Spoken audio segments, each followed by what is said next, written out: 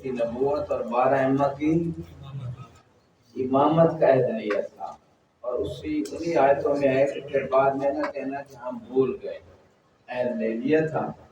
اور قرآن میں ان العہد کان عنہ مسئولا، قرآن تھوڑا تھوڑا پڑھا کریں، ان العہد کان عنہ مسئولا، عہد کے بارے میں کیا ہوگا؟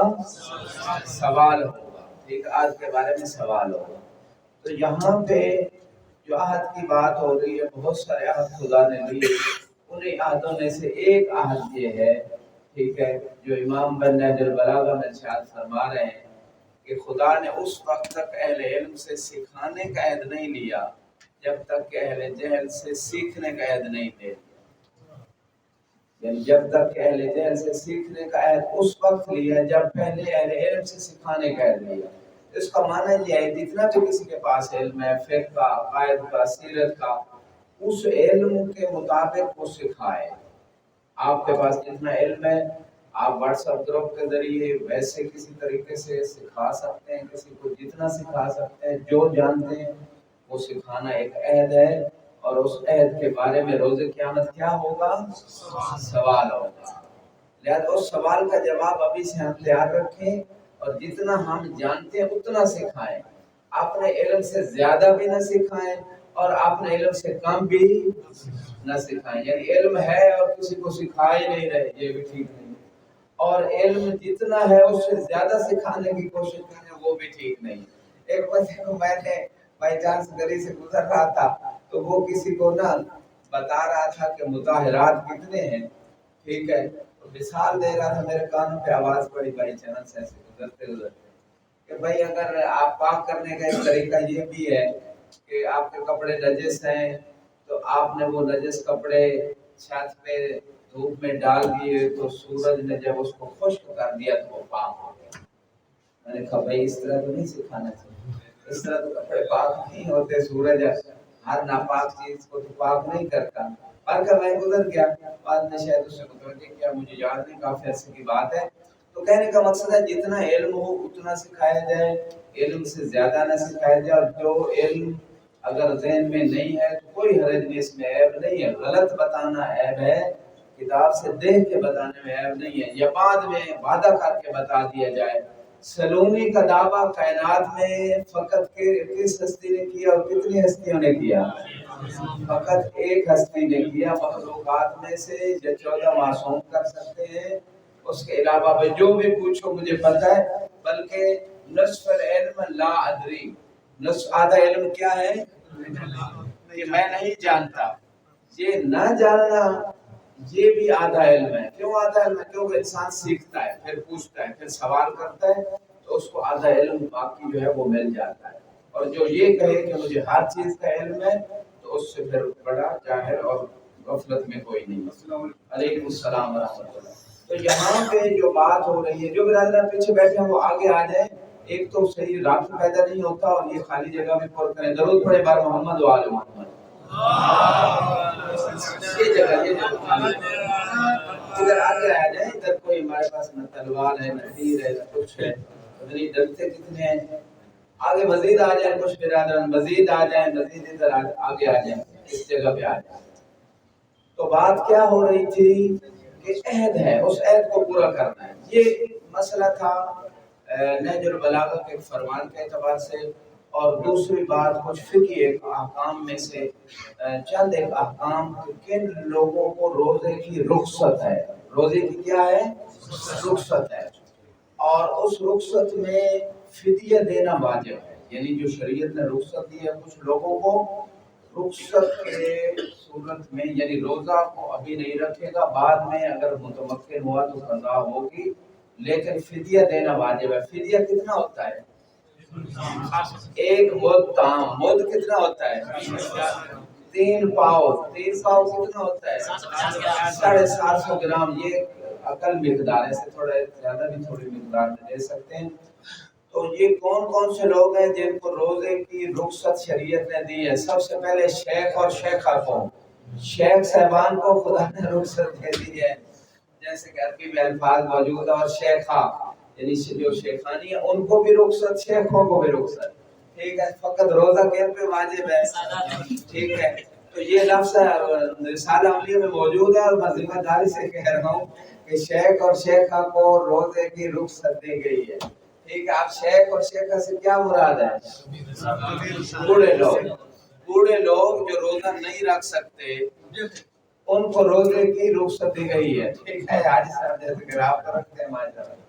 تو یہاں پہ بات یہ ہو رہی ہے کہ وہ بوڑھا آدمی یا وہ بوڑھی عورت کہ جو روزہ رکھنا اس کے لیے مشکل ہے، یعنی عسر ہے شدید اس کے لیے بڑھاپے کی وجہ سے، تو اسے رخصت ہے. ایک مطعم واجب ہے، 2 مطعم مستحب ہے. ہر روزے کے بدلے میں فدیہ دیا جائے.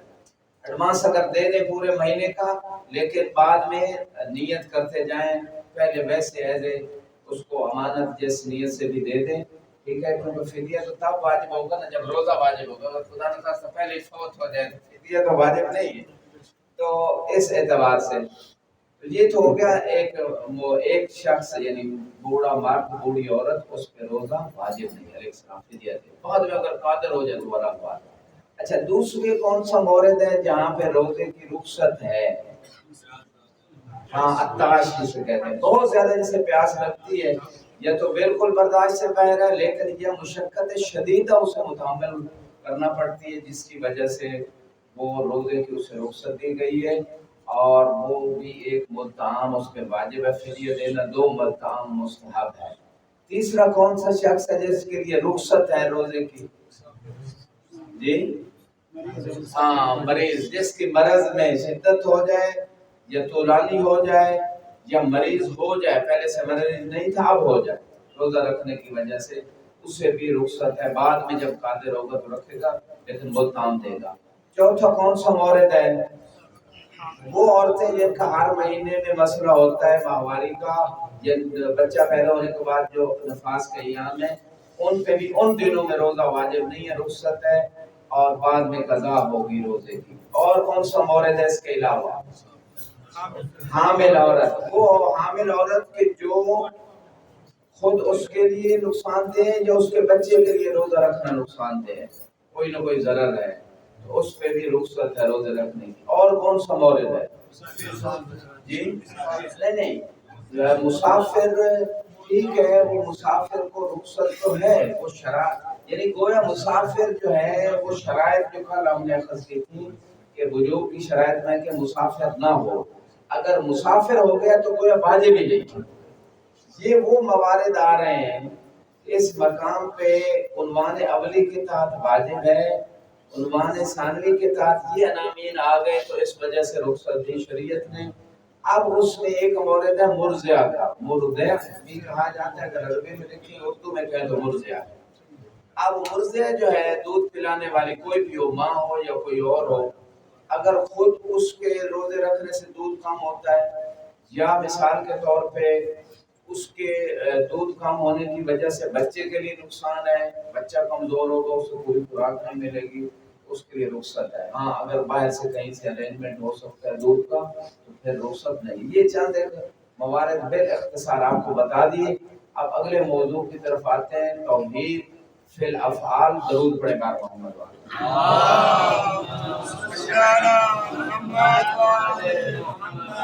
توحید فی الافعال جو ہے، جیسے کہ توحید فی الذات، توحید فی صفات پہ بات ہوئی. خدا کے افعال میں سے کون سے ایسے افعال ہیں کہ جن افعال کو ہم یہ کہہ سکتے ہیں کہ یہ فعل خدا کا فعل ہے اور ان افعال میں خدا کا کوئی شریک نہیں ہے؟ وہ کون سے افعال ہیں جس میں خدا وحدہ لا شریک ہے؟ مثلا احیاء و اماتت، کہ زندگی دینا اور موت دینا، اس میں کوئی شریک نہیں ہے. ٹھیک ہے. لیکن ایک سوال یہاں پہ آپ کی خدمت میں پیش کر رہا ہوں. مطلب شریک تو کوئی نہیں، اس میں تو کوئی شک نہیں، لیکن اس سوال کا جواب بھی ہمیں تلاش کرنا ہے کہ بعض آیات میں کہا گیا کہ توفت الملائکہ، بعض مضمون آیات میں کہ ملائکہ موت دیتے ہیں، بعض آیات میں اللہ یتوفی الانفس حین موتہا، خدا موت دیتا ہے. ٹھیک ہے. تو جو روح قبض کرنا ہے وہ کس کی ڈیوٹی ہے؟ فرشتے کی ڈیوٹی ہے. بہت سارے فرشتے ان میں ملک الموت اسرائیل سر فہرست ہے۔ تو یہاں پہ کہنا یہ چاہتا ہوں کہ یہ جو مسئلہ ہے اس مقام پہ کہ حیات اور موت جو ہے وہ خدا کے ساتھ مختص ہے، اسی کا فعل ہے۔ دوسری طرف فرشتے بھی کرتے ہیں۔ اچھا، بارش برسانا کس کا فعل ہے؟ اللہ کا فعل، کچھ لوگ بولے ہیں۔ اچھا، دوسری طرف فرشتے بھی بارش برساتے ہیں، فرشتوں کو ڈیوٹی ہے، وہ بارش برساتے ہیں۔ ہوائیں چلانا کس کا فعل ہے؟ اللہ کا فعل ہے۔ دوسری طرف ملائکہ کی ڈیوٹی لگی ہوئی ہے یا نہیں لگی؟ اس کے ساتھ ساتھ آ جائیں، رزق دینا کس کا؟ رازق کون ہے؟ لیکن فرشتے رزق تقسیم کرتے ہیں، ٹھیک ہے۔ اسی طرح وہاں بہت سارے امور کو اگر آپ دیکھیں تو یہ چیز قرآن سے ثابت ہے۔ والمدبرات امرن، تیسرے پارے میں ہے کہ امر نکرہ عموم پہ دلالت ہے۔ سارے جو خدا کے امور ہیں کائنات کے، وہ کون تدبیر کر رہے ہیں؟ مدبرات جمع کا صیغہ یا مفرد کا؟ جمع کا صیغہ ہے۔ تو یہ کچھ ایسی شخصیات ہیں بہت ساری، جمع پہ بھی الف لام ہے، جو تدبیر کر رہی ہیں، ہوائیں چلا رہی ہیں، رزق کی تقسیم ہے، بارش برسانا ہے، بادل چلانا ہے، ٹھیک ہے، عرش کو اٹھائے ہوئے۔ شیخ الاکبر بڑی کو بات کبرا کر رہا ہوں، تو کبرا بات پہ خصوصی توجہ کیجیے گا، اور وہ یہ ہے ایک طرف فرشتے نظام چلا رہے ہیں خدا کا، ٹھیک ہے، امر کو چلا رہے ہیں۔ تنزل الملائکۃ والروح فیہا بإذن ربہم من کل امر، ہر امر قضاء و قدر میں، حیات، موت، اولاد، زندگی، شادی، جو بھی زندگی کے امور ہیں، وہ ہر امر کو من کل کے کون سی چیز کا سور ہے؟ موجبہ کلیہ، ہر امر لے کے کس کے پاس فرشتے آتے ہیں؟ فرشتے نازل ہوتے ہیں شب قدر یا نہیں ہوتے؟ جو سمجھتے ہیں نازل ہوتے ہیں وہ درود پڑھیں۔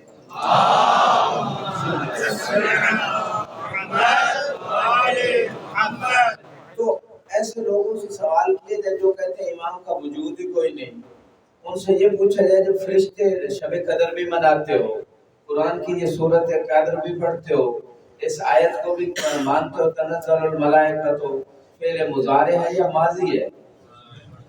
اور مضارع کس زمانے میں دلالت کرتا ہے؟ حال و استقبال میں، یعنی ابھی بھی فرشتے نازل ہوتے ہیں، ہوتے رہیں گے۔ تو جب نازل ہوتے ہیں ہر امر لے کے، تو وہ کس پہ نازل ہوتے ہیں؟ کس کے پاس آتے ہیں؟ ٹھیک ہے۔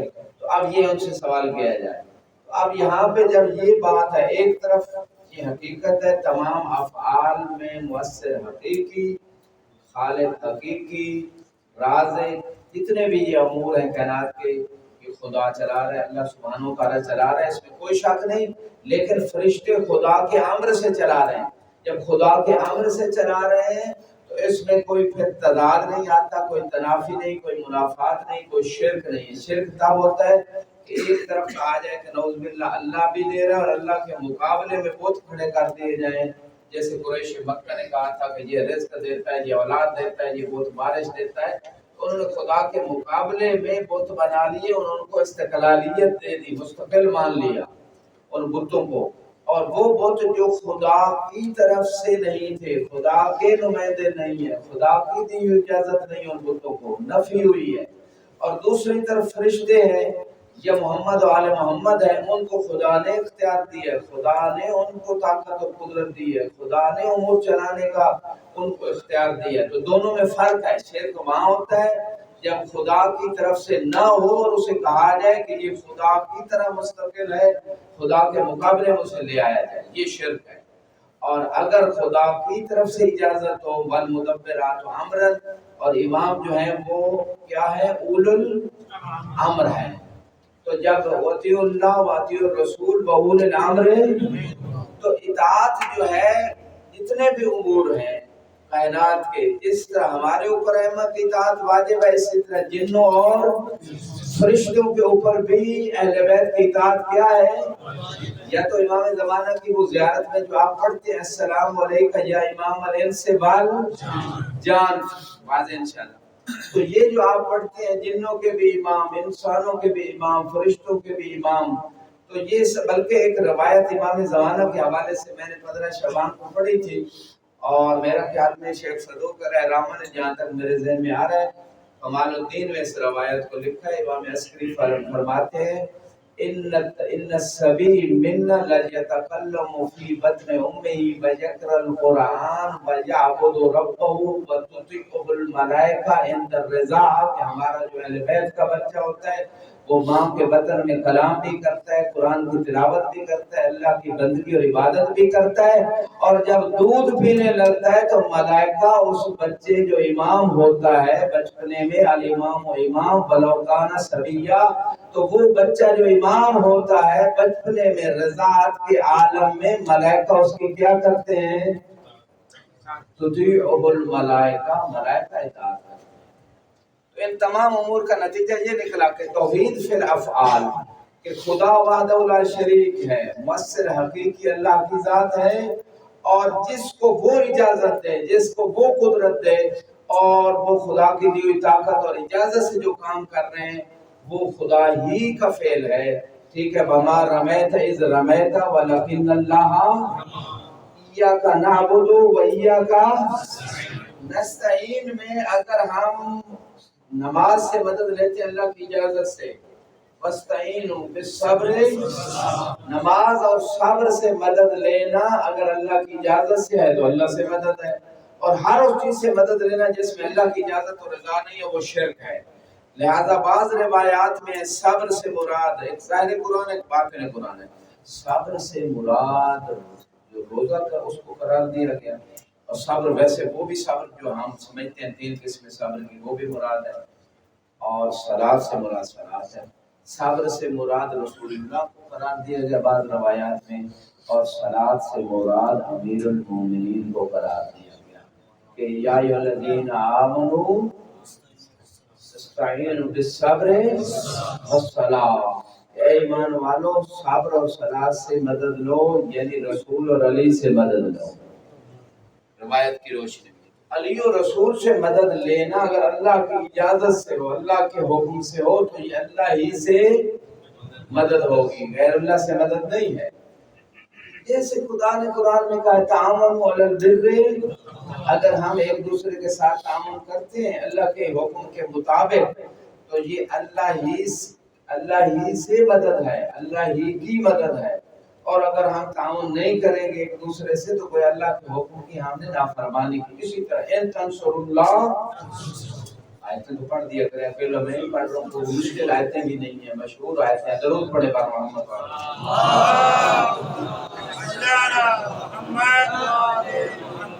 ان تنصر اللہ ینصرکم ویثبت اقدامکم، اگر تم اللہ کی مدد کرو گے، ہم جب دین پہ عمل کرتے ہیں تو یہ اللہ کی مدد ہے، اور اللہ ہماری مدد کرے گا اس کے نتیجے میں۔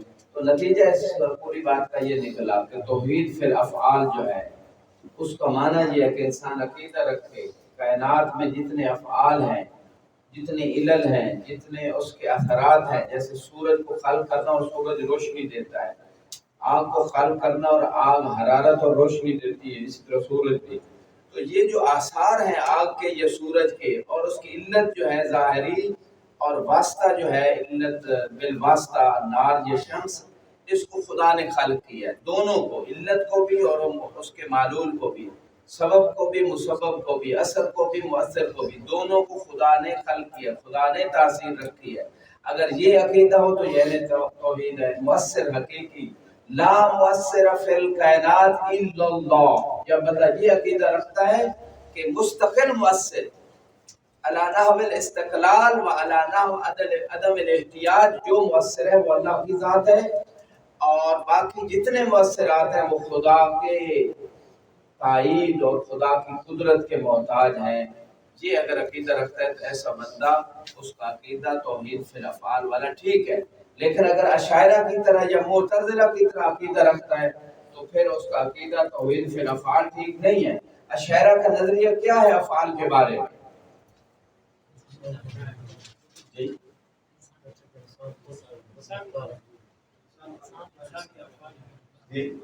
جو کچھ بھی انسان کرتا ہے اپنی مرضی اپنے کثرت ارادے سے کرتا ہے۔ ایک ہے معتزلہ کا نظریہ، افعال انسان کے بارے میں، اور اس سے توحید فی الافعال سے تعلق ہے اس نظریے کا۔ ایک ہے اشاعرہ کا نظریہ، کون ذرا اعتماد سے یقین سے بتائے گا اشاعرہ کا نظریہ کیا ہے اور معتزلہ کا نظریہ کا؟ یہ وہ مباحث ہیں جو حوزہ علمیہ میں کسی زمانے میں باب ہادی اشعر، عقائد امامیہ، شرح تجرید وغیرہ ان میں پڑھائی جاتی تھی۔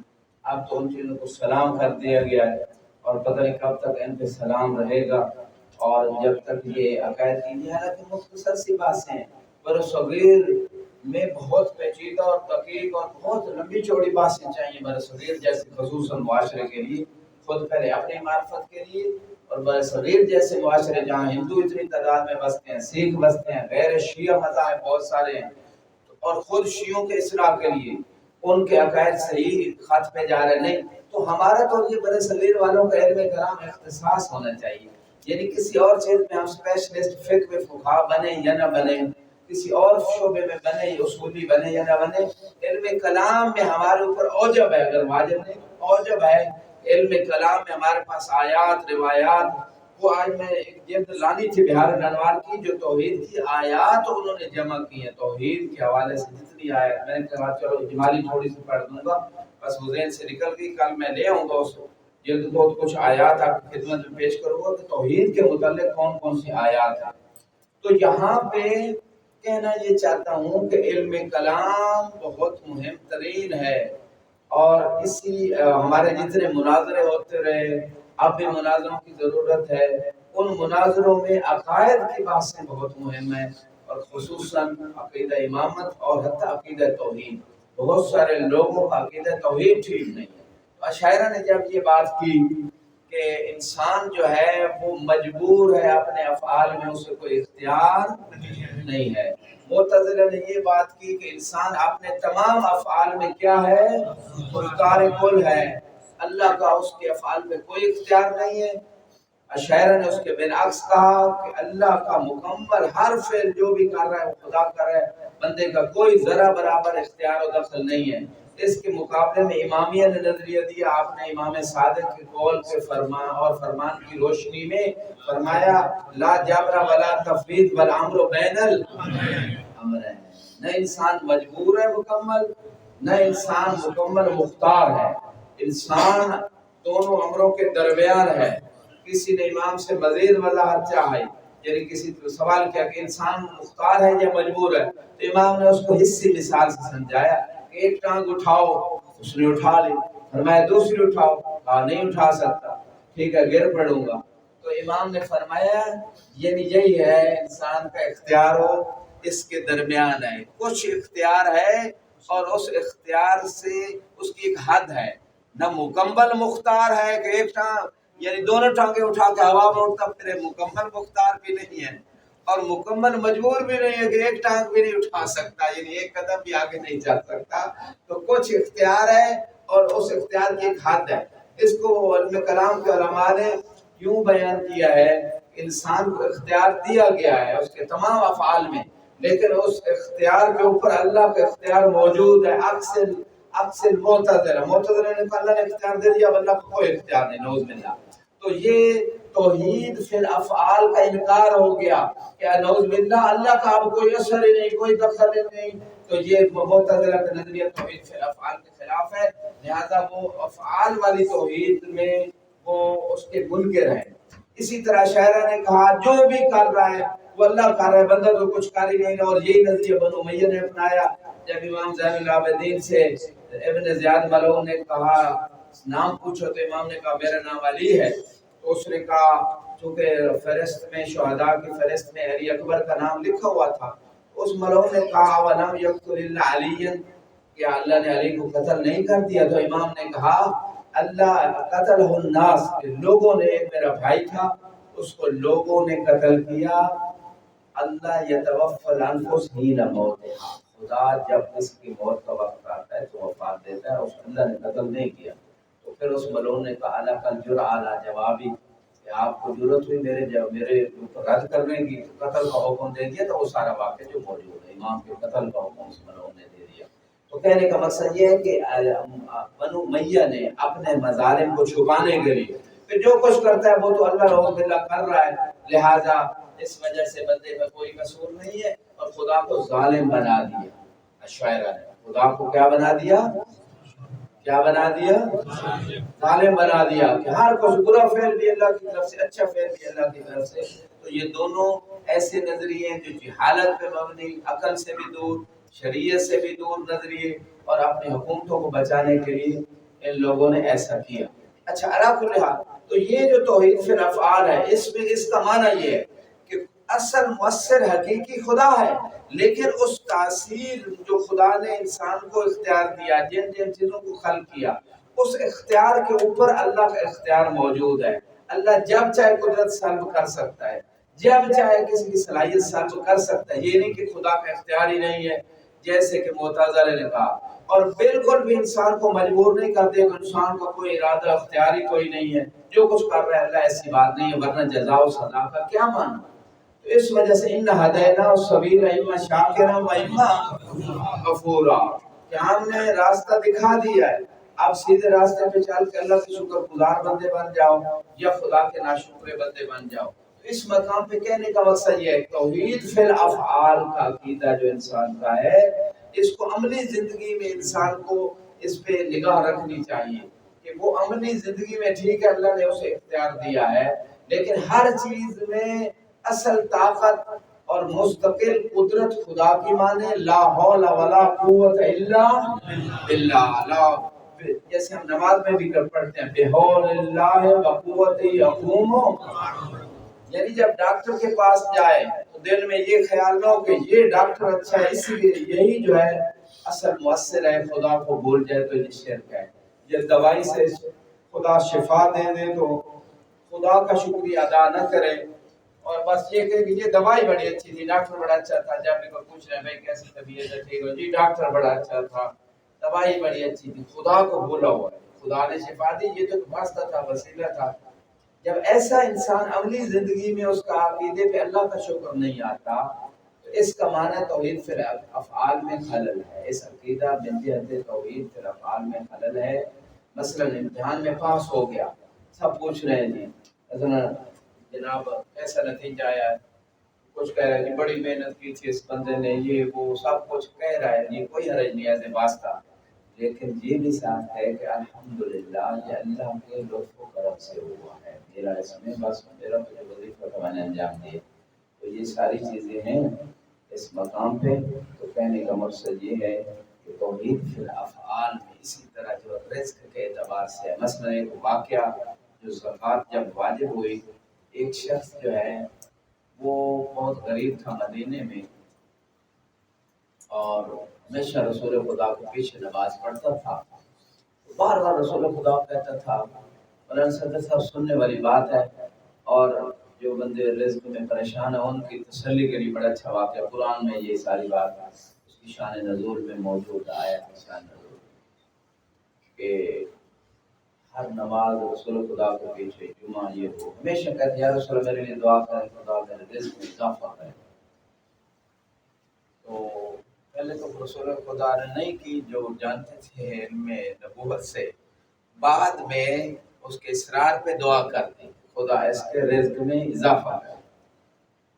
اس کی بھیڑ بکریاں کچھ اس نے شروع میں نہیں، رزق بڑا مصروف ہوتا گیا اس ریوڑ میں، پہلے ہر نماز رسول خدا کے پیچھے پڑھتا تھا، پھر جمعے پہ آنے لگا، پھر ایسا ایسا جمعہ بھی چھوٹ گیا، اتنا مصروف ہو گیا، ریوڑ بڑھ گئے، کاروبار آگے بڑھ گیا، تو اب وہ رسول خدا کی زیارت کو بھی نہیں آیا اور اپنے امور میں مشغول ہے۔ آیت زکوٰۃ آتا، زکوٰۃ آئی، رسول خدا نے اشخاص کو بھیجا بھائی زکوٰۃ لے کے آؤ، جب اس بندے کے پاس پہنچے زکوٰۃ لے لیں، تو اس نے کہا پہلے دوسروں سے لے آئیں پھر میں بھی دیتا ہوں۔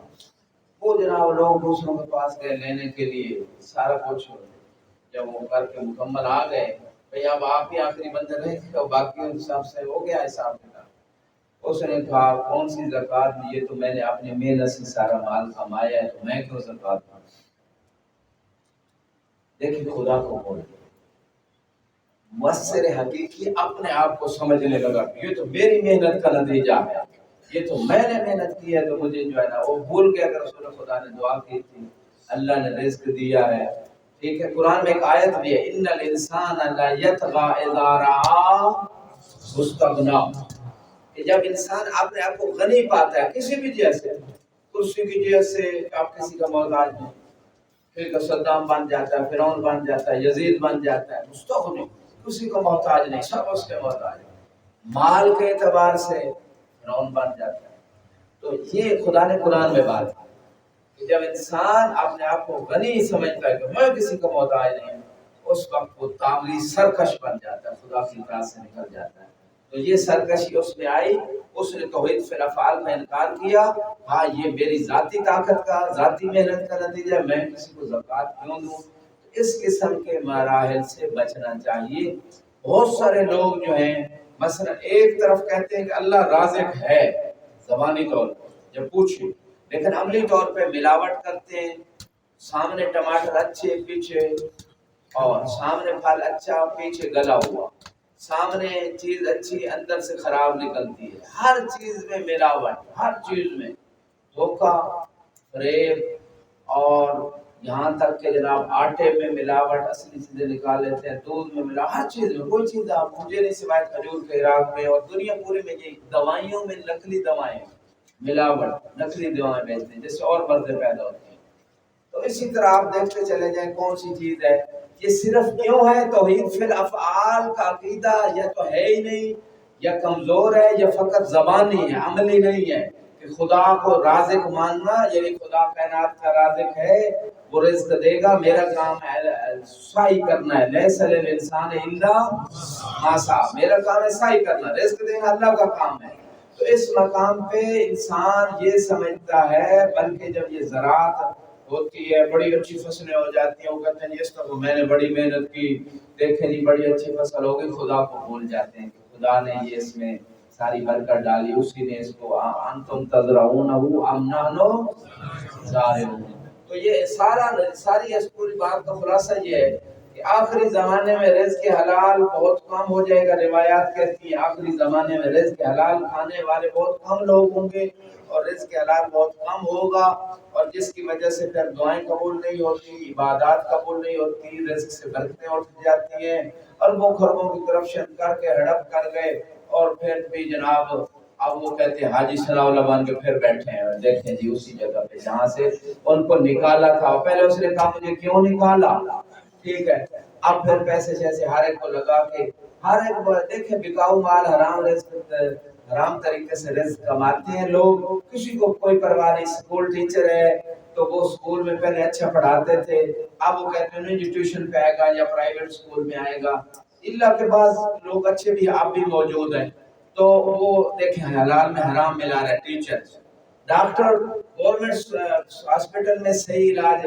کچھ اچھے ہیں میں ان کی بات نہیں کر رہا، صحیح علاج نہیں کرتے، صحیح دوائی، صحیح تشخیص نہیں، پرائیویٹ آؤ بھائی، حلال میں حرام مکس ہو رہا ہے، پرائیویٹ منع نہیں ہے، لیکن وہاں بھی محنت کرے، اسکول اور گورنمنٹ کے ہاسپٹل میں بھی صحیح تشخیص، صحیح علاج کرے، اور پرائیویٹ بھی صحیح کرے، دونوں میں اگر فرق نہ ہو تو پھر حلال ہے، لیکن وہاں خیانت ہو رہی ہو گورنمنٹ کے اداروں میں اور پرائیویٹ میں صحیح ٹریٹمنٹ ہو، تو یہ جناب رزق حلال میں حرام ملانا۔ اسی طرح یہ ججز دیکھ لیں، اور جو شعبے ہیں جتنے، پولیس دیکھ لیں، کوئی بھی شعبہ دیکھ لیں، گورنمنٹ کے جتنے ملازمین ہیں، کوئی نہ کوئی وہ طریقہ نکال لیتے ہیں جہاں کوئی تصور بھی نہیں کر سکتا کہ جہاں پہ رشوت کو کوئی ہو سکتی صورتحال۔ ایک مقولہ ہے، ایک بندے کو حکومت نے دریا میں نہ سمندر میں لہریں گرنے پہ لگا دیا، تو جو بھی جہاز آتا وہ اسے کہتا بھائی میری ڈیوٹی ہے لہریں گرنا، تو وہ رک جاؤ بھائی، لہریں جب تک نہیں رکے گی میں آپ آگے جانے کی اجازت نہیں دے سکتا۔ اب وہ کیا ہوا، جو بھی انہوں نے کہا ہمیں جلدی، آپ کب تک لہریں گرتے رہیں گے، انہوں نے کہا بھائی میری تو ڈیوٹی ہے، میں نے تو مجھے باپ نے ڈیوٹی دینی ہے، آپ کو جلدی ہے، وہ اسے پھر کچھ پیسے دیتے تب وہ اسے جانے دیتا، یعنی کوئی نہ کوئی وہ وسیلہ نکال لیتے حرام رزق کا۔ یہ سب کیوں ہے؟ توحید فی الافعال میں یا بالکل عقیدہ ہی نہیں ہے، خدا کو وحدہ لا شریک نہیں مانتے، اس جیسے، یا اگر مانتے ہیں لوگ تو پھر عملی قولی ہے، عملی نہیں ہے، عملی زندگی میں خدا پہ یہ ایمان اور یقین نہیں ہے۔ خدا ہم سب کی توفیقات خیر میں اضافہ فرمائے، اور ہمیں صحیح معنوں میں نہ صرف بالقول بلکہ بالعمل موحد بنائے، خصوصاً رزق کے معاملے میں